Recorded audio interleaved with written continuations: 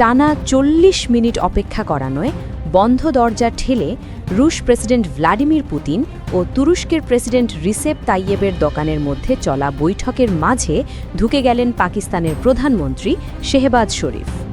তুর্কমেনিস্তানে আন্তর্জাতিক নিরপেক্ষতা দিবস উপলক্ষে আয়োজিত এক সম্মেলনে উপস্থিত হয়ে এমন বেপরোয়া আচরণ করে বসেন পাক প্রধানমন্ত্রী।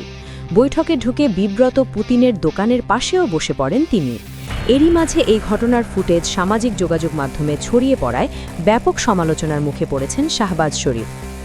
বিমর্ষ হয়ে বসে আছেন পাকিস্তানের প্রধানমন্ত্রী শেহবাজ শরীফ।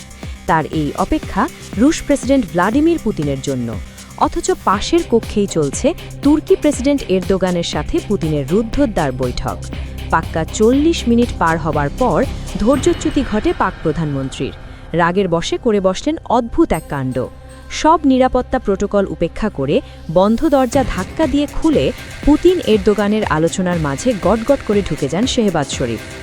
তুর্কমেনিস্তানে আন্তর্জাতিক নিরপেক্ষতা দিবস উপলক্ষে আয়োজিত এক ফোরামে উপস্থিত হয়ে নিজের এমন দায়িত্বজ্ঞানহীনতার পরিচয় দেন পাক প্রধানমন্ত্রী।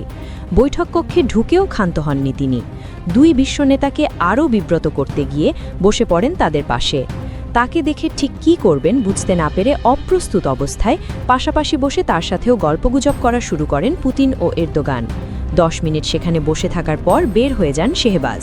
সামাজিক যোগাযোগ মাধ্যমে এরই মাঝে ব্যাপক ভাইরাল হয়ে গেছে শেহবাজ শরীফের অসৌজন্যমূলক আচরণের এই ভিডিও। ব্যাপক সমালোচনার মুখে পড়েছেন পাক সরকার প্রধান।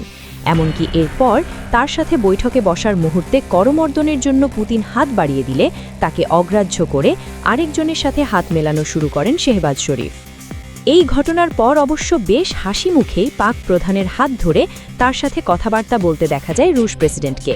তবে বাকি নেতাদের নিয়ে গ্রুপ ফটো তোলার সময় শেহবাজ শরীফের দিকে না তাকিয়ে তার ঠিক সামনেই এরদোগানকে পাশে নিয়ে দাঁড়ান পুতিন।